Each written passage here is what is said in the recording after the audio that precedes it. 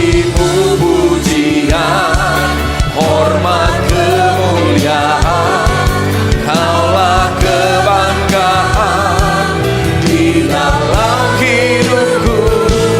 Janjimu bersinar, buktikan kau besar.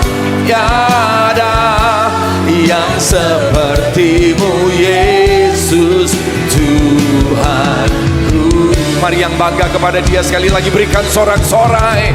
Haleluya.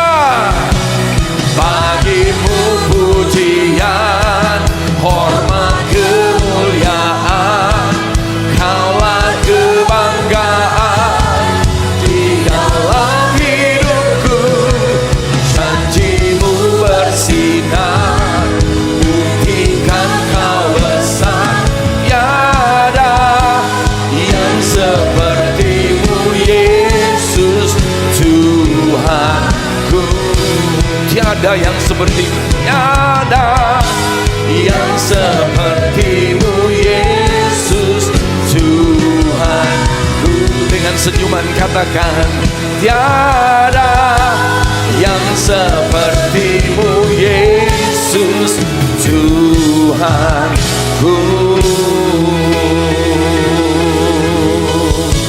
Mari bersama-sama mewakili keluarga kita, berikan pujian kemuliaan yang layak bagi Dia. Mewakili Pekanbaru, mewakili Indonesia, merayakan kebangkitan Kristus. Haleluya. Haleluya. Terima kasih Bapa yang baik, kami bersyukur. Kami bukan hanya percaya, tapi kami mengalami sungguh kuasa-Mu yang dinyatakan dalam kematian dan kebangkitan-Mu Tuhan. Dan itu menghidupkan kami.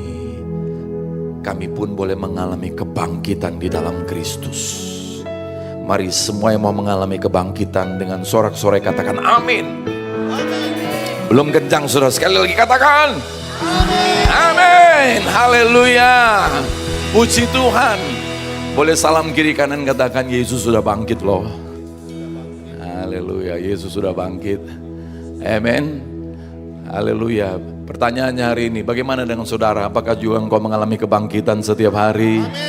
Amin. Puji Tuhan. Silakan duduk semua saudara. Haleluya. Saudara, saya menyampaikan apa yang menjadi pesan yang Tuhan taruhkan. Bagaimana Yesus memilih untuk memutuskan yang terbaik. Dia berdoa di Getsemani, bukan kehendakku, tapi kehendak-Mu. Saudara, Dia Tuhan yang rela turun dalam rupa manusia. Jadi Dia punya perasaan manusiawi. Ya.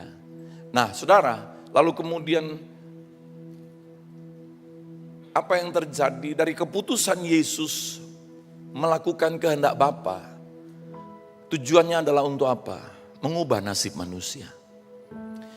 Saya mau bilang kepada saudara semuanya, begitu banyak orang, bukan hanya kami mengalami, tapi begitu banyak orang, sudah nyata saudara, nasibnya diubahkan ketika dia menerima kematian dan kebangkitan Kristus. Haleluya. Bagaimana prinsip-prinsip hidup di dalam Kristus sesuai dengan doa Bapa kami. Kita semuanya yang mau menerima nasib yang baru, hidup dalam prinsip-prinsip yang Tuhan Yesus ajarkan dalam doa Bapa kami. Kita siap untuk run the race. Siapa yang mau siap untuk berlomba dengan tekun dalam kehidupanmu di dunia ini? Yang mau saudara, haleluya. Mau gak mau pasti engkau masuk dalam perlombaan. Nah, saya mengajak kita saudara untuk melihat run the race. Are you ready? Yang lain belum bangun ya. Are you ready? Saudara, hidup kita adalah perlombaan. You agree or disagree, you like it or you don't like it. Hidup adalah perlombaan. Perlombaan apa? Nah, ini yang menjadi hal yang penting. Semua orang juga apapun agamanya, bahkan ateis sekalipun percaya hidup adalah perlombaan. Tapi perlombaan apa? Perlombaan iman. Kenapa saudara? Karena sering kali kita, semua manusia lebih serius fokus pada perlombaan bisnis, karir, ketenaran. Bukan itu salah, tetapi itu hanya sementara. Itu fana. Yang jadi masalah adalah apa, saudara? Kita tidak seserius itu untuk dalam perlombaan iman, yang padahal hasilnya adalah kekekalan. Bagi kita semuanya yang percaya kematian dan kebangkitan Kristus, maka bagi kita kehidupan yang sementara ini penting. Tetapi ada yang jauh lebih penting lagi. Katakan bersama dengan saya, ada yang jauh lebih penting lagi. Bukan yang fana, tapi kekekalan. Haleluya. Saudara, mungkin banyak orang mulai gak percaya ada hidup kekal. Kenapa orang akhirnya gak peduli dengan hidup mau bener atau enggak. Pokoknya saya nyaman, saya suka, saya enak. Karena toh sesudah mati habis. Saudara, itulah yang memang iblis inginkan, menurunkan derajat manusia. Ketika Yesus memilih untuk melakukan kehendak Bapa, dia ingin mengubah kehidupan manusia kembali serupa dengan gambarnya. Kenapa Tuhan begitu ngotot untuk mau mati? Supaya kita diubah serupa gambarnya. Nah saudara, kenapa Tuhan mau kita diubah serupa gambarnya? Karena Tuhan mau mengangkat harkat dan martabat saudara dan saya. Haleluya. Kalau tidak saudara, maka harkat dan martabat kita sama dengan makhluk lain. Adakah makhluk lain selain manusia di muka bumi? Ada, pinahan. Ya toh. Saudara, bagi binatang sesudah mati, habis. Nggak ada surga neraka saudara. Tapi saudara, engkau dan saya sejak awal dicipta serupa dengan gambar Allah, diberi hak untuk berkuasa di bumi, bukan hanya untuk hidup sementara, tetapi sesudah di bumi ini ada kehidupan yang kekal. Yang percaya katakan amin saudara. Itu salah satu pembeda kita dengan hewan. Amin. Nah saudara, padahal orang yang serius dalam perlombaan iman, maka dia mendapat kekuatan, kemampuan menang dalam kehidupan fana ini. Seringkali kita serius dalam perlombaan kehidupan jasmani yang fana ini. Kita serius dalam perlombaan karir, bisnis, pendidikan, kepintaran. Padahal kalau kita serius dalam perlombaan iman, maka kita akan mendapat kemampuan untuk menang dalam kehidupan fana ini. Haleluya. Saudara, kalau engkau merasa bahwa kehidupan iman tidak ada gunanya, maaf. Jangan hinakan kematian dan kebangkitan Kristus. Yesus itu yang kita imani bukan lagi pengharapan, tapi sudah menjadi kenyataan. Mari saya mengajak kita saudara untuk membaca Ibrani 12 ayat 1 sampai dengan 3. Karena kita mempunyai banyak saksi bagaikan awan yang mengelilingi kita, marilah kita menanggalkan semua beban dan dosa yang begitu merintangi kita dan berlomba dengan tekun dalam perlombaan yang diwajibkan bagi kita. Marilah kita melakukannya dengan mata yang tertuju kepada Yesus yang memimpin kita dalam iman dan yang membawa iman kita itu kepada kesempurnaan, yang dengan mengabaikan kehinaan tekun memikul salib, ganti sukacita yang disediakan bagi Dia yang sekarang duduk di sebelah kanan tahta Allah. Ingatlah selalu akan Dia yang tekun menanggung bantahan yang sehebat itu terhadap dirinya dari pihak orang-orang berdosa, supaya jangan kamu menjadi lemah dan putus asa. Nah saudara, kita mempunyai banyak saksi. Di dalam Ibrani pasal yang ke-11 dicatat saksi-saksi iman, atau yang secara ilmu teologi disebut pahlawan-pahlawan iman. Dan bukan hanya yang dicatat Alkitab saudara. Sejarah mencatat belum ada iman kepercayaan di dunia ini yang terbanyak diterima dan dipercaya oleh manusia di muka bumi ini, selain iman kepada Yesus Kristus Tuhan. Tidak ada iman kepercayaan yang terbanyak dan terluas penyebarannya saudara. Kita sudah mempunyai banyak saksi. Sebab itu Ibrani 12 tadi berkata, marilah kita menanggalkan semua beban dan dosa yang begitu merintangi kita, dan berlomba dengan tekun dalam perlombaan yang diwajibkan bagi kita. Kenapa wajib? Sebab tanpa engkau masuk dalam perlombaan iman, engkau akan gagal dalam perlombaan yang sementara. Kalau engkau enggak menang dalam perlombaan yang kekal ini saudara, engkau akan lemah dalam perlombaan yang fana di dunia ini. Nah saudara, waktu kita masuk dalam perlombaan itu, kita mesti menanggalkan beban dan dosa yang merintangi kita. Ini menjadi penghalang dalam perlombaan. Nah, apa yang dimaksud dengan beban? Berbeda dengan dosa saudara. Beban yang dimaksud adalah kekhawatiran, ketakutan, masalah yang membuat kita berat untuk maju. Ada kekhawatiran, ada ketakutan. Mungkin semua kita akan sepakat, ya wajarlah Pak, di tengah dunia yang seperti ini. Kita bisa khawatir, kita bisa takut. Tetapi saudara, apakah tidak ada kekuatan dari Tuhan untuk menghadapi kekhawatiran dan ketakutan? Apakah Tuhan hanya untuk menolong persoalan? Apakah Tuhan hanya untuk menyembuhkan yang sakit? Apakah Tuhan hanya untuk menyediakan berkat? Apakah Tuhan tidak mampu membuat kita memiliki kekuatan iman sehingga kita tidak mudah takut, kita tidak mudah khawatir? Haleluya. Semua orang nggak mau khawatir, nggak ada orang. Aku ingin khawatir, nggak ada. Aku ingin takut, nggak ada. Tapi kok kejadian ya? Oh ini karena masalah, oh ini karena persoalan. No. Ada orang yang persoalannya berat, besar, tenang tuh. Ada orang yang persoalannya kecil, udah tegang.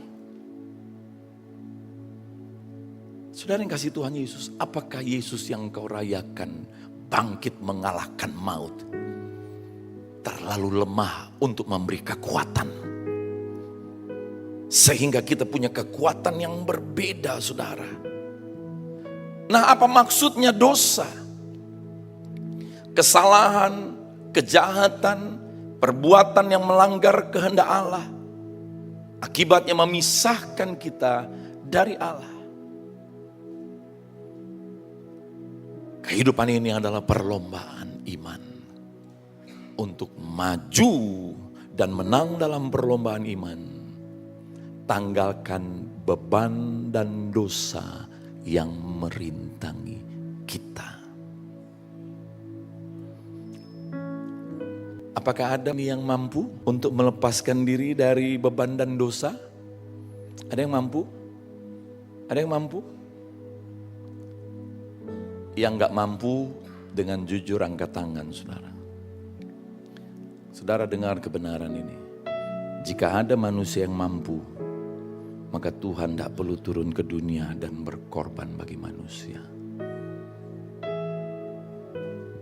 Menurut saudara, kalau ada kehilangan sepeda di GBI BICC, pasti Kapolri akan turun tangan, betul nggak? Nggak ada kerjaan kali Kapolri ya saudara ya. Kalau sampai presiden turun tangan pasti ada masalah yang serius. Kalau Tuhan sampai turun tangan pasti ada masalah besar yang manusia tidak mampu hadapi. Itulah kasih Tuhan kita Yesus. Mari kita berikan kemuliaan yang layak bagi Tuhan kita Yesus. Dan dengarkan saudara, orang yang merasa mampu tanpa sadar dia menganggap tidak butuh korban Kristus.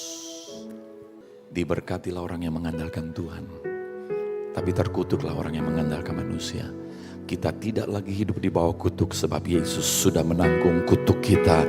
Kita mengandalkan Tuhan Yesus, diberkatilah orang yang mengandalkan Tuhan. Nah saudara, mari bagaimana cara kita menanggalkan beban dan dosa. Nah, this is the problem. Ini yang perlu kita dalami saudara, sehingga kita anak-anak Tuhan saudara tidak bergantung kepada apa saudara? Kita nggak bergantung kepada orang lain, kita nggak bergantung kepada pendeta, kita nggak bergantung kepada keadaan. Kita tahu Tuhan beri cara untuk kita bagaimana menanggalkan beban dan dosa yang merintangi kita. Apakah caranya dengan beramal saleh? Justru gara-gara amal solehnya dia jadi sombong. Saudara, dosa yang paling berat di dunia ini adalah sombong. Kenapa? Selama orang tidak sombong, apapun kejelekan, kelemahan, keburukannya pasti bisa diubah Tuhan. Tapi orang sombong menolak Tuhan bekerja. Jangan pikir karena usaha perbuatan kita bisa menanggalkan beban dan dosa. Mari, bagaimana cara menanggalkan beban dan dosa? 1 Petrus 3 ayat 21 berkata, juga kamu sekarang diselamatkan oleh kiasannya yaitu baptisan. Maksudnya bukan untuk membersihkan kenajisan jasmani, melainkan untuk memohonkan hati nurani yang baik kepada Allah oleh kebangkitan Yesus Kristus. Mari yang merayakan kebangkitan Yesus Kristus. Haleluya. Saudara, hari kebangkitan adalah hari perayaan baptisan. Haleluya. Sebab apa saudara? Kebangkitan Kristus membuka jalan saudara untuk kita boleh menjadi dilahirkan baru, ciptaan baru saudara. Nah, orang yang dibaptis katanya saudara itu memang bicara tentang satu kiasan. Tapi kiasan itu untuk apa? Memohon hati nurani yang baik. Apa yang baik? Kalau yang baik standarnya pada manusia, maka itu suami istri yang dulu pacaran dunia milik berdua jatuh cintanya kemana-mana. Begitu menikah ribut karena dua-duanya merasa baik. Engkau akan bingung kalau semua manusia punya standar baik menurut dirinya masing-masing. Bingung, kacau, sesat, rusak. Sebab itu yang baik hanya datang dari tempat yang maha tinggi. Bagaimana cara menanggalkan beban dan dosa yang merintangi kita? Ketika kita memberi diri kita dibaptis. Dibaptis berbicara untuk meminta hati nurani yang baik dari Tuhan. Bukan menurutku, bukan menurutmu, bukan menurut orang lain. Yang baik menurut Tuhan Yesus. Saudara, bagaimana caranya menanggalkan beban dan dosa? Galatia 6 ayat yang ke-15 berkata, sebab bersunat atau tidak bersunat tidak ada artinya. Tetapi menjadi ciptaan baru, itulah yang ada artinya. Bagi orang Yahudi, ritual, peraturan, hukum Taurat tentang bersunat itu penting. Maka itu Yesus lahir dari garis keturunan Abraham, Ishak, Yakub yang kemudian menjadi Israel atau Yahudi ini, saudara. Bukan karena orang Yahudi lebih baik daripada saudara dan saya. Memang waktu itu belum ada orang Batak dan orang Jawa. Dia lahir dari garis keturunan Yahudi. Tuhan memberi hukum Taurat. Kenapa Tuhan beri hukum Taurat? Karena orang-orang ini tidak beradab. Ratusan tahun mereka di Mesir, mereka nggak tahu itu, saudara, apa itu yang baik. Sehingga waktu mereka ada di padang gurun, kalau tidak ada hukum Taurat bisa saling bunuh-bunuhan, makan makanan, saudara. Maksudnya makan makanan, bukan makanan, saling memakan gitu. Maka hancurlah mereka. Tapi Tuhan mau selamatkan mereka. Karena sudah ada janji Tuhan kepada Abraham, saudara.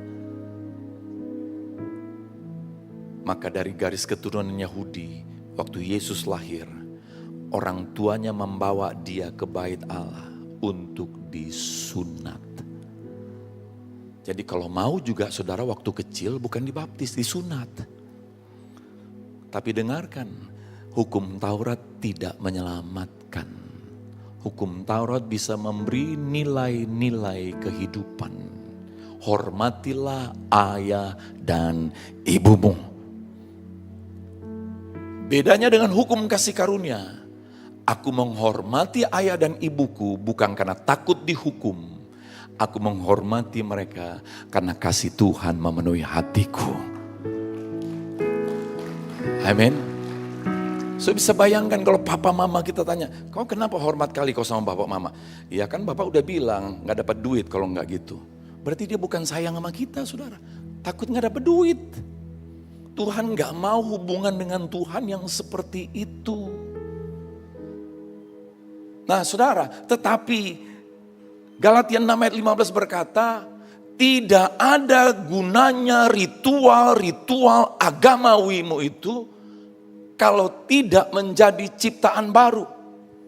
Tidak ada gunanya datang ke gereja kalau tidak menjadi ciptaan baru. Tidak ada gunanya saudara aktif di gereja kalau tidak menjadi ciptaan baru. Bahkan dengarkan saudara, sekalipun mungkin kau dibaptis sama seperti Yesus dibaptis setelah dewasa, sama seperti Yesus dibaptis saudara, diselamkan. Tetapi kalau tidak menjadi ciptaan baru, tidak ada gunanya. Bertahun-tahun kita merayakan Natal, Paskah, apakah kita menjadi ciptaan baru? Saya percaya saudara, ketika kita menjadi ciptaan baru, maka perayaan Paskah kita bukan lagi tentang nyanyian yang hingar-bingar, musik yang terdengar hingar-bingar, tetapi perayaan kita dari hati kita karena kita mengalami, oh Tuhan terima kasih, aku jadi ciptaan baru, aku jadi manusia baru, aku diubahkan setiap hari. Itulah perayaan yang sejati, itulah perayaan yang menyenangkan hati Bapa kita di surga. Yang percaya katakan amin, saudara. Hari ini bukan bermaksud untuk menuduh dan menghakimi, tapi mari bertanya dalam dirimu. Apakah karya salib Kristus sia-sia? Sehingga kita tidak jadi ciptaan baru. Dan saudara, hanya pencipta yang mampu menjadikan ciptaan baru. Saya tidak mampu menjadikan saya baru. Di dalam Yesus bukan proyek renovasi. Bangunan direnov, tidak saudara. Dirubuhkan yang lama, fondasi-fondasinya dibongkar, diganti dengan bangunan yang baru. Itulah hidup di dalam Yesus Kristus.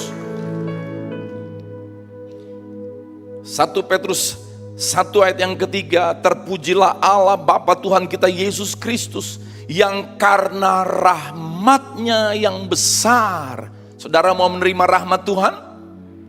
Telah melahirkan kita kembali oleh kebangkitan Yesus Kristus dari antara orang mati kepada suatu hidup yang penuh pengharapan. Di tengah dunia yang tidak jelas, Di tengah dunia yang semakin sukar ini saudara, kita membutuhkan pengharapan yang sejati. Dan orang yang menerima anugerah Tuhan, apa itu anugerahnya? Oh, di tengah dunia yang seperti ini, orang tentu akan mudah untuk stres, untuk depresi saudara. Tapi kita mendapat kasih karunia. Kita tidak hidup mudah stres, mudah depresi. Kenapa saudara? Karena kebangkitan Kristus memberi pengharapan. Sebab bagaimana caranya kita menerima pengharapan itu? Kita memberi diri kita dilahirkan kembali. Kebangkitan Kristus membuka pintu anugerah untuk orang yang percaya dilahirkan kembali. Saya bisa bayangkan kalau kita diangkat menjadi anak seorang raja yang mulia, yang baik. Waduh, bangganya luar biasa, padahal tuh raja bakal mati saudara. Sekarang kita diberi kesempatan untuk dilahirkan kembali menjadi anak raja di atas segala raja. Nah, kita mencatat satu peristiwa yang penting. Seorang pemimpin agama, punya banyak ritual dia. Kelihatan soleh, lalu dia datang kepada Yesus. Yohanes 3 mencatat saudara, dia datang malam hari. Malu dia datang siang-siang, takut ketahuan, gengsi. Banyak orang saudara gak mau lahir baru karena gengsi. Dia mengatakan satu pujian kepada Yesus. Dia bilang begini, Rabi, kami tahu. Jadi bukan dia sendiri aja, pengikutnya pun tahu. Engkau sebagai guru yang diutus Allah. Sebab gak ada orang yang bisa melakukan seperti yang kau lakukan itu, kalau bukan Allah menyertaimu. Tapi Yesus tidak sibuk dengan pujian manusia. Dan Yesus berkata apa? Aku ngomong ya sama kamu ya. Jika kamu tidak dilahirkan kembali, kamu gak lihat kerajaan Allah. Apa hubungannya pernyataan pujian dibalas kayak gitu saudara? Bisa-bisa Nikodemus menghakimi. Maklum, orang yang suka menghakimi gampang tahu siapa yang menghakimi, kan begitu. Menghakimi. Lalu Nikodemus datang dengan ide pikiran manusia. Saya mau kasih tahu kepada saudara, bukan karena dia pendeta dia mengerti perkara rohani. Bukan karena orang pintar khotbah maka dia mengerti perkara rohani. No. Orang yang belum tentu bisa khotbah bisa mengerti perkara rohani. Kenapa? Buktinya ada buah roh dalam hidupnya, ada ciptaan baru. Bukan tentang kepintaran teologi. Maka pemimpin agama Yahudi ini, Eforus ini saudara, apa dia? Kalau bahasa Bataknya, amai. Eforus ini bilang begini, bagaimana mungkin orang yang sudah tua masuk lagi dalam rahim ibu? Yesus mungkin kalau saya bayangkan, mungkin menyengir. Pikiran dari mana itu? Saya pikir kita pernah berimajinasi saudara ya, tapi gak akan pernah berimajinasi. Udah tua aku tapi kalau aku jadi bayi lagi, masuk lagi aku dalam rahim ibu. Gak mungkin kita bisa berimajinasi seperti itu. Tapi inilah orang yang gak mengerti perkara rohani. Waktu Yesus bilang kau harus dilahirkan kembali, dia pikir ini perkara jasmania. Let me tell you something saudara. Terlalu banyak orang tidak menjadi ciptaan baru. Karena hidupnya ditutupi hanya oleh perkara jasmania. Tapi Yesus tidak mau sibuk menghakimi dia. Yesus lanjutkan lagi saudara dalam ayat yang kelima. Yesus bilang gini, kalau engkau tidak dilahirkan dari air dan roh, engkau gak bisa masuk kerajaan Allah. Ayat yang ketiga tadi next, dia berkata jika engkau tidak dilahirkan kembali, engkau gak bisa lihat. Artinya engkau gak bisa alami kerajaan Allah di bumi. Saudara, saya sampaikan prinsip. Doa Bapa kami adalah prinsip kehidupan. Apa itu prinsip yang pertama? Bapa kami yang ada di surga, dikuduskanlah namamu. Prinsip yang pertama adalah apa? Bapa, aku anak, berarti aku ciptaan baru. Prinsip yang pertama, hidup baru setiap hari.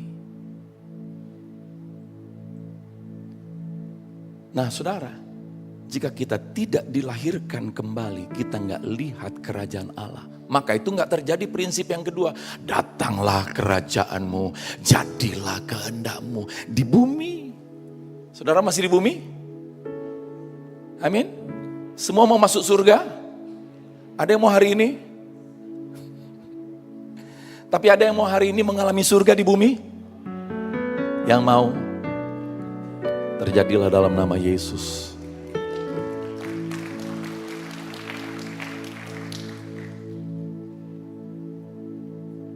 Yohanes 3 ayat 5 berkata, saudara bukan hanya tidak mengalami, nggak lihat, nggak masuk.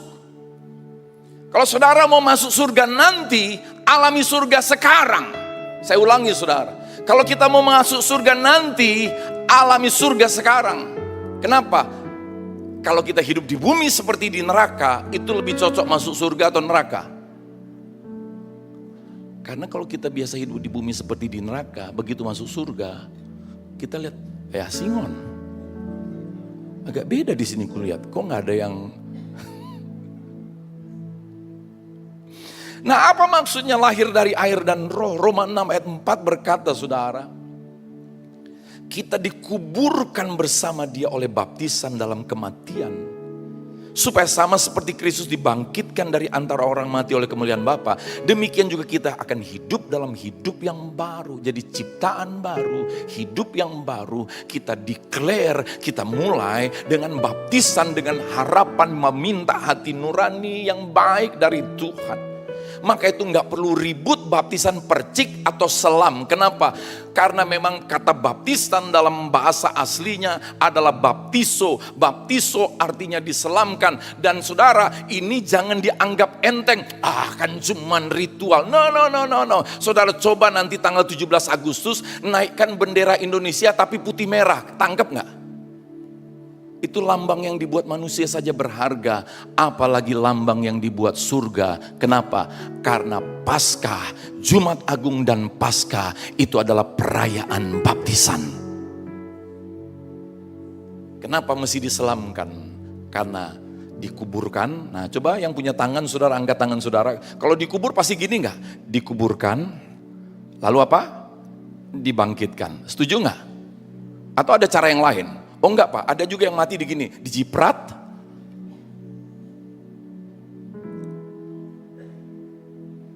Ini bukan tentang dogma gereja. Ini tentang prinsip iman. Dan ini bukan hanya ritual. Kita dikuburkan dalam baptisan oleh kematian dan dibangkitkan seperti Kristus. Ini tentang the new life. Oh saudara, pasti kita serius dengan sesuatu yang baru.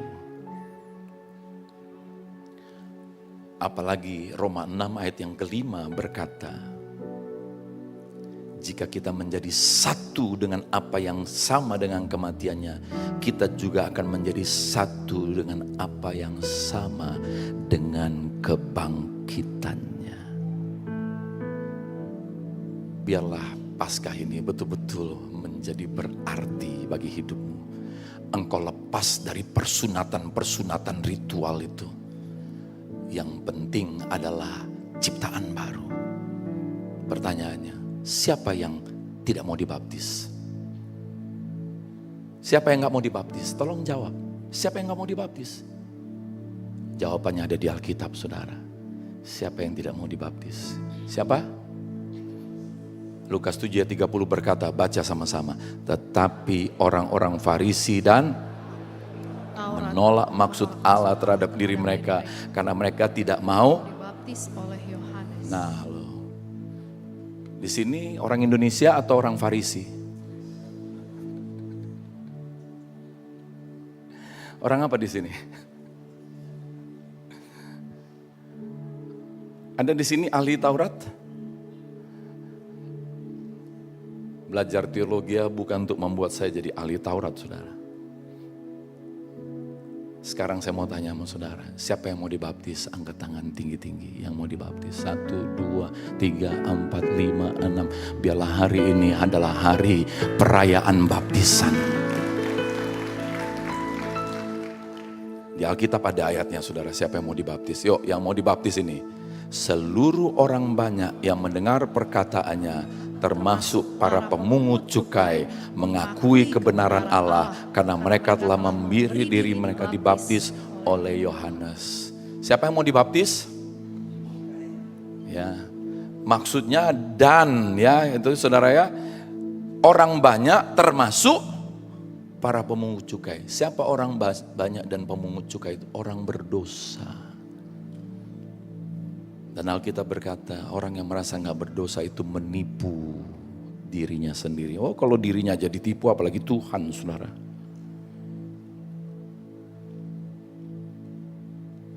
Kita sadar kita orang berdosa. Nah, mari saudara, sebelum saya tutup, baptisan bukan tentang peraturan gereja, bukan tentang ritual kewajiban, tapi keputusan iman percaya dan menerima untuk mengalami kematian dan kebangkitan Kristus. Oleh sebab itu baptisan menjadi new lifestyle, gaya hidup yang baru.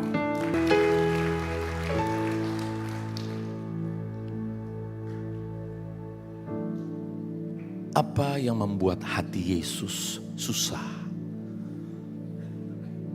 Saudara baca sendiri, aku harus menerima baptisan. Betapa susahnya hatiku sebelum hal itu berlangsung. Yesus kudus, benar, tak bercacat. Dia bukan berdosa. Tapi kenapa dia dibaptis? Bahkan sebelum dibaptis dia susah hati. Ada banyak orang mengaku Kristen, Paskah datang, Natal datang, hari kenaikan datang, bahkan gak ada acara apapun di gereja datang.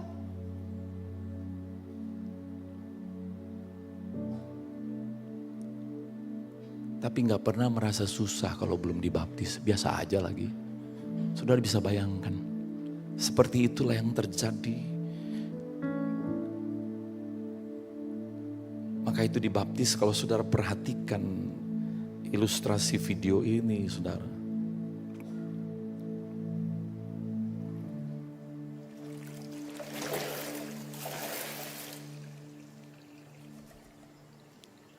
Roh Kudus turun. This is my beloved Son, in whom I am well pleased. Yesus dibaptis kayak gitu. Saudara ikut Yesus? Ikut opung, ikut pendeta, ikut adat istiadat, atau ikut Yesus? Keselamatan bukan datang dari gereja, dari pendeta, dari manusia, datang dari Yesus. Maka itu waktu dibaptis itu saudara, kalau Matius 3 ayat 15 dan 16 berkata, biarlah hal itu terjadi karena demikianlah sepatutnya siapa? Kita menggenapkan seluruh kehendak Allah. Untuk apa Yesus dibaptis?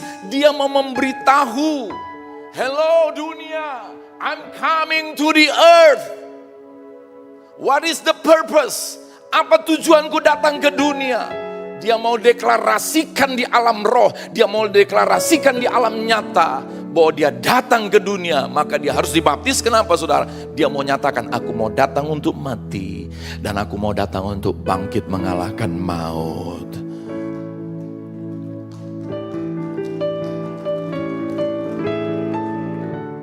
Saya percaya Paskah kita akan berbeda. Bila perlu kita Paskahnya mirip seperti Tuhan Yesus. Gak usah pakai alat musik. tapi sorak-sorai keluar dari hati kita. Karena semua merayakan ciptaan baru, semua merayakan kehidupan yang sudah dikuburkan dan dibangkitkan bersama Yesus. Maka ini menjadi gaya hidup kita, saudara. Setiap hari engkau lihat reaksi-reaksi hidupmu. Ini hidup yang lama. Begitu disinggung, tersinggung, itu hidup lama, udah dikubur. Jadi waktu kita bereaksi dalam hidup ini, kita lihat, ini manusia lama, manusia baru. Oh, waktu manusia lama, begitu gak enak langsung ngomong. Itu manusia lama, udah dikubur. Manusia baru, begitu gak enak, Roh Kudus tolong. Ingat firman.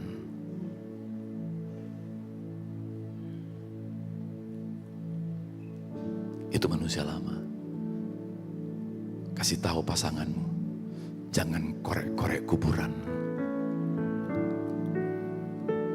Banyak orang ribut, kau dulu begini, kau dulu begini, kau dulu begini. Masa lalumu sudah dikubur bersama dengan Yesus.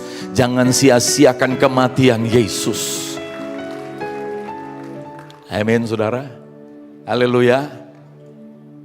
Jadi kalau engkau bikin salah, pasanganmu marah, bilang, "Ma, itu kesalahan yang masa lalu ya, udah dikubur ya, Ma." Amin.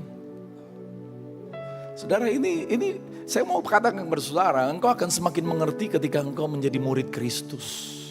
Tapi kalau engkau cuma murid ibadah raya,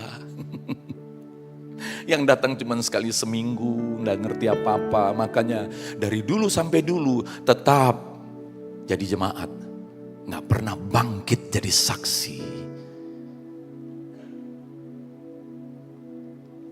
Tahun depan mestinya kita akan merayakan, bukan hanya engkau ciptaan baru, engkau pun membawa orang-orang lain, keluargamu jadi ciptaan baru. Teman-temanmu engkau bawa kepada Yesus jadi ciptaan baru. Tahun depan kita rayakan Paskah, semaraknya semakin lagi menggelora, bukan karena acara, tapi karena nyata karya Tuhan kita Yesus.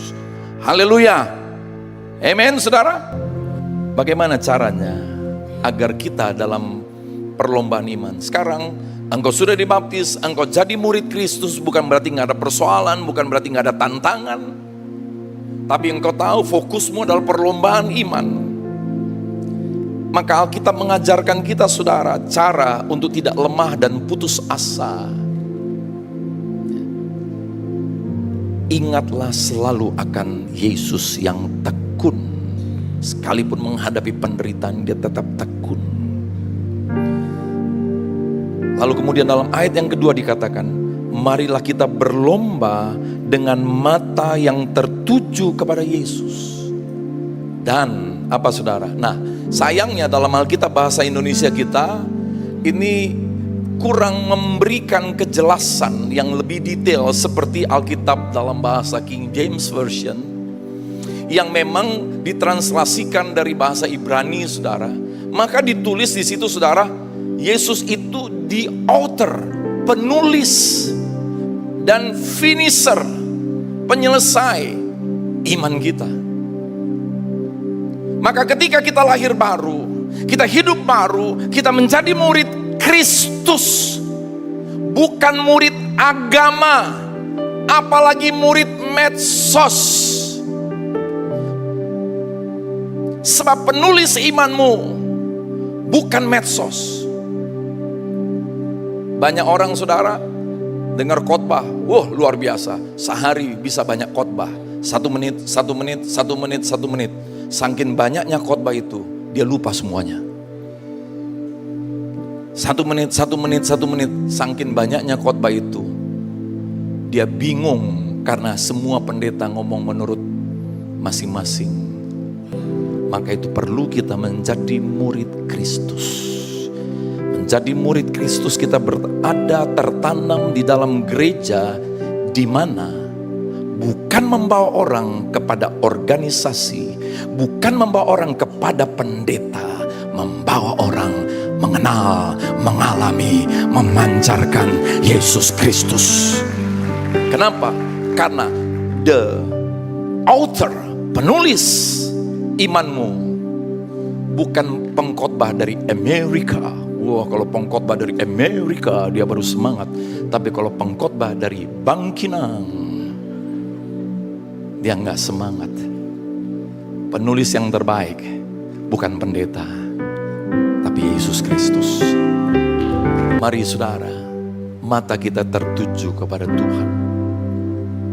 Hal yang terbesar yang setan bisa lakukan dalam hidup kita sebenarnya apa saudara? Membuat mata kita tidak tertuju kepada Yesus. Membuat mata kita tertuju kepada kebaikan perbuatan orang sehingga kita kecewa. Membuat mata kita tertuju kepada masalah, pergumulan, persoalan kita sehingga kita jadi lemah. Saudara, mau matamu tertuju kepada Tuhan? Petrus jalan di atas air. Kapan Petrus tenggelam? Waktu matanya masih tertuju kepada Yesus, dia masih bisa jalan. Waktu dia lihat ke bawah, dia tenggelam. Jangan biarkan hidupmu tenggelam. Setan ingin membuat kita sibuk dengan memikirkan hal-hal yang di bumi. Persoalan, masalah, perbuatan, keadaan, situasi. Tapi hari ini, siapa yang kau pandang, itu yang kau hormati. Siapa yang kau pandang, itu yang akan menginspirasi. Siapa yang kau pandang, itu yang menjadi teladan hidupmu. Siapa yang kau pandang, itu yang akan mengisi hidupmu. Thank you Jesus.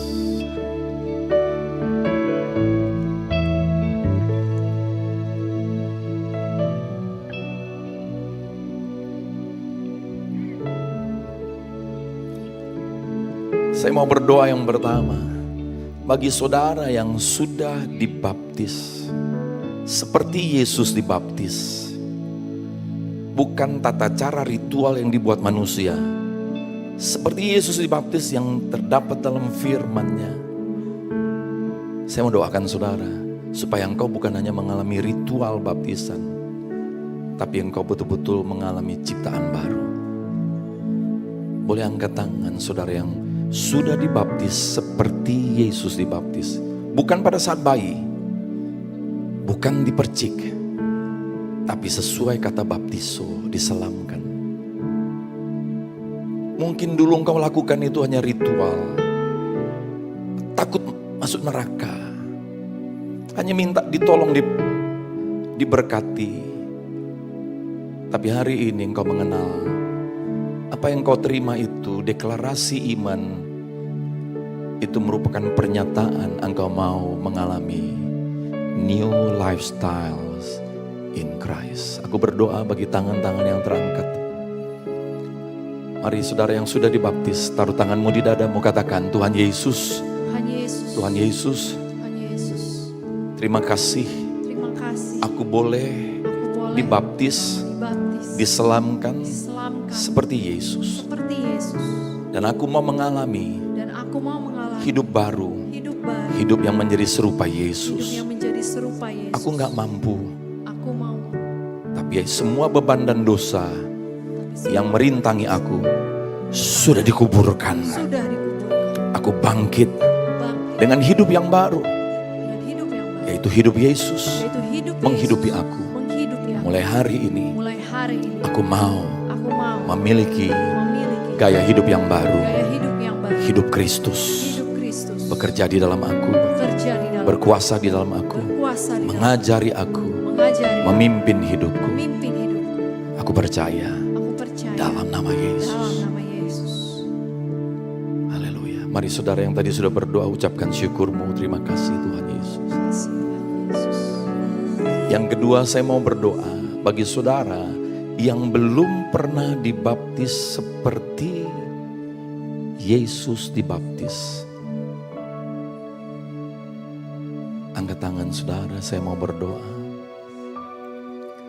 Yang belum pernah dibaptis seperti Yesus dibaptis. Bukan pada saat bayi, bukan dengan dipercik, tapi seperti Yesus.